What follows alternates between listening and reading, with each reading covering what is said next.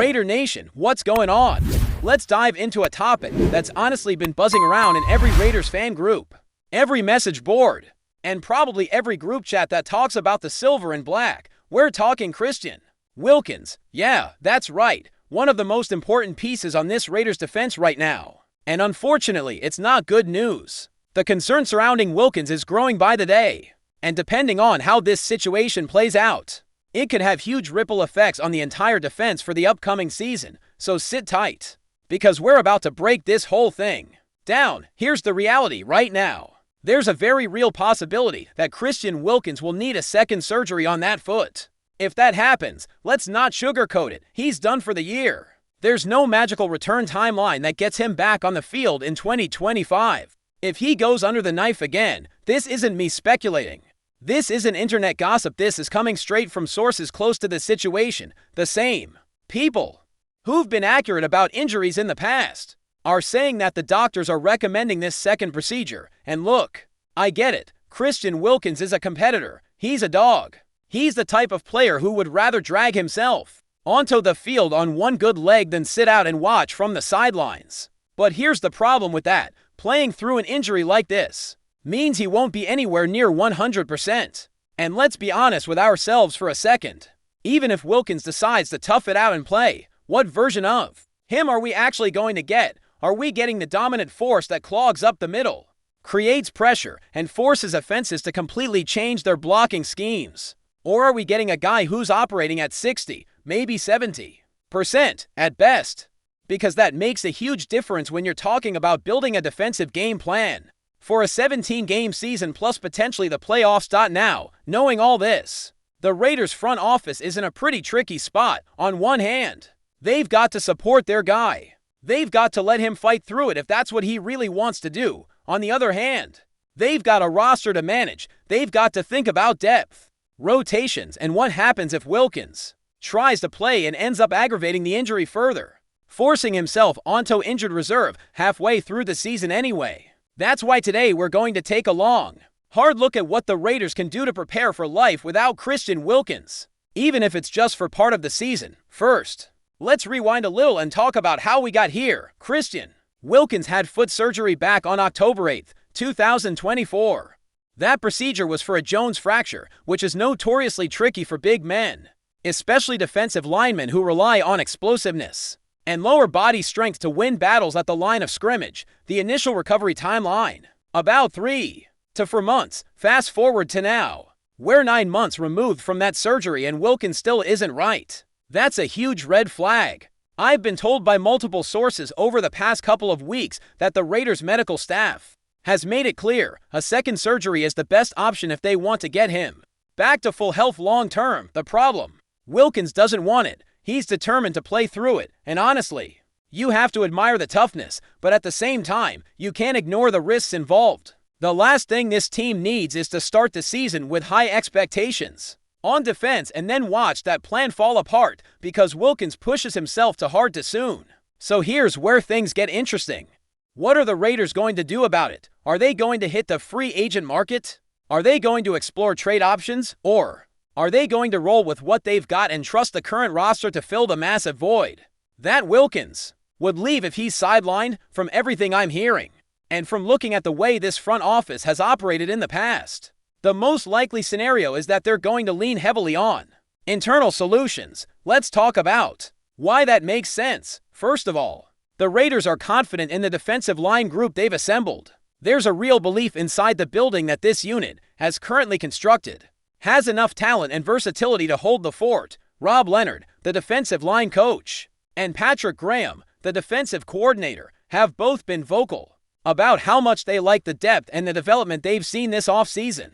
They've invested in young players, they've brought back key veterans, and they've focused on versatility across the line. There's also the financial side of things. Free agency at this point in the year doesn't exactly offer a buffet of elite interior defensive linemen. Most of the big names were scooped up months ago. And when you're talking about trades, that comes with its own set of challenges: draft capital, cap space, roster fit. So while adding someone from the outside isn't off the table entirely, I'd say the most realistic option for the Raiders is to look at the guys already in the building and figure out how to get the most out of them. Now, before I start naming names, let's address the obvious. Replacing Christian Wilkins isn't about finding one guy to do it all. You're not going to find another Wilkins just sitting on the depth chart. This is going to be a committee effort. It's going to take multiple players stepping up, filling different roles, and doing whatever they can to keep this defensive front competitive.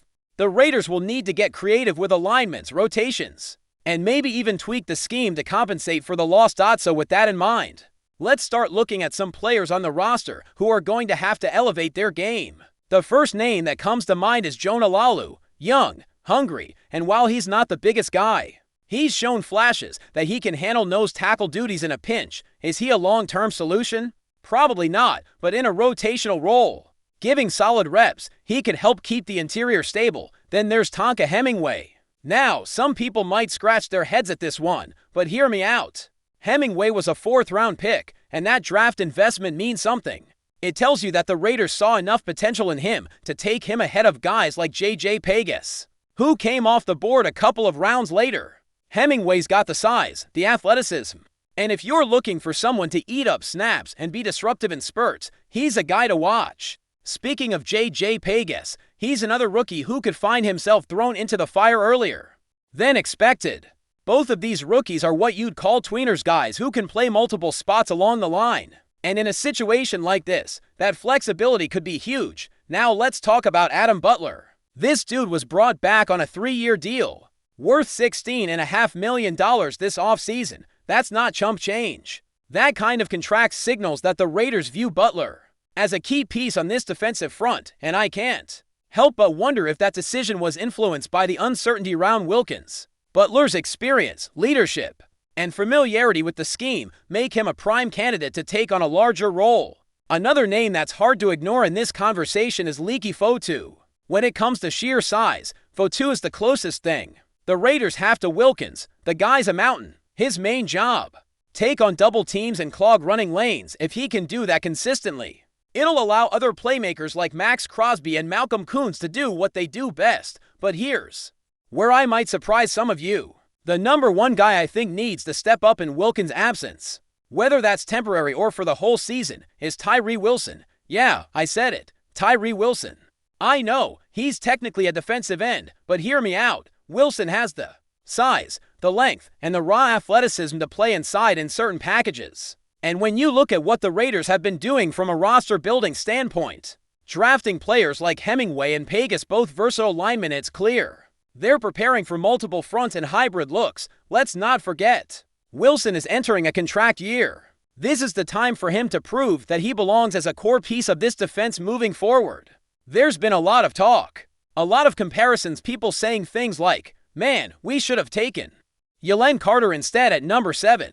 And honestly, looking back, yeah, that's a fair argument, but that's in the past. Right now, Tyree Wilson has a golden opportunity to silence the critics and show that he can be a game changer, both on the edge and, if needed, kicking inside. If you're asking me straight up, who on this Raiders defense has the most to prove and the most to gain from this situation, it's Tyree Wilson. This is his moment. That being said, it's not just going to fall on the defensive line. Everyone on that defense, from linebackers to safeties to corners, they're all going to have to step up.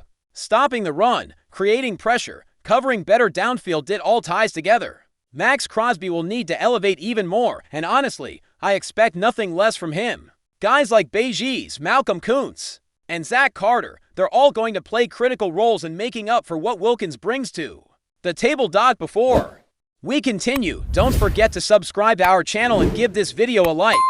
Your support helps us keep bringing you the latest updates on our Las Vegas Raiders. And don't be shy, drop your thoughts on the news in the comments below. Geno Smith's recent comments about feeling undervalued by the Raiders have sent ripples through the NFL, sparking rumors of a potential departure. While not a definitive statement of intent, Smith's discontent has opened the door to speculation about his future with the team and has many wondering if a trade or release could be on the horizon. Sources close to the situation suggest that Smith, despite his contributions, believes his role and perceived worth within the Raiders organization don't align with his own assessment of his capabilities. This sentiment, though not an outright demand for a trade, certainly indicates a desire for a change of scenery. where he might find a team willing to offer him a more prominent role or a contract that better reflects his value. The possibility of Smith leaving the Raiders presents an intriguing scenario for several NFL teams in need of an experienced quarterback. His ability to lead an offense and make crucial plays, even in a backup or rotational capacity, makes him an attractive option for franchises looking for a reliable presence under center. Whether the Raiders will attempt to mend fences with Smith, or if they will explore trade options, remains to be seen. However, the Burburinho around Smith's dissatisfaction is likely to intensify as the offseason progresses, making his situation one to watch closely. The coming weeks could shed more light on whether this is a fleeting moment of frustration or the precursor to a significant move in the quarterback market. That's it for this update. If you enjoyed the video and want to stay updated with exclusive news about our Las Vegas Raiders, be sure to subscribe to our channel and hit that like button. We can't wait to hear your thoughts in the comments. See you in the next video.